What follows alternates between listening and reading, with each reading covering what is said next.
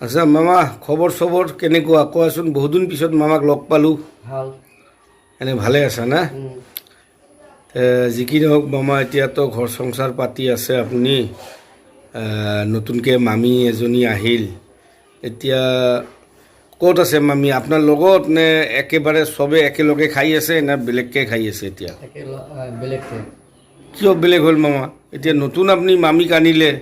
একেলগে খালে মানে ভাল কথা আছিল মানে গোটেই যৌথভাৱে একেলগে থাকিলে নতুন বোৱাৰী এজনী ঘৰখনৰ কাৰণে ভাল কিন্তু আপুনি কিয় বেলেগভাৱে খাবলৈ ল'লে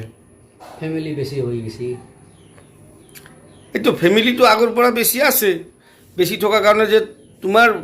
মিছেছ অহাৰ লগে লগে তুমি মানে ছেপাৰেট হৈ যাবা এইটো কথাটো মামা বেছি জাগা নহয় আচ্ছা এতিয়া বেলেগকৈ ঘৰ উঠাইছা বেলেগ জেগাত ঘৰ উঠাইছোঁ মানে মজা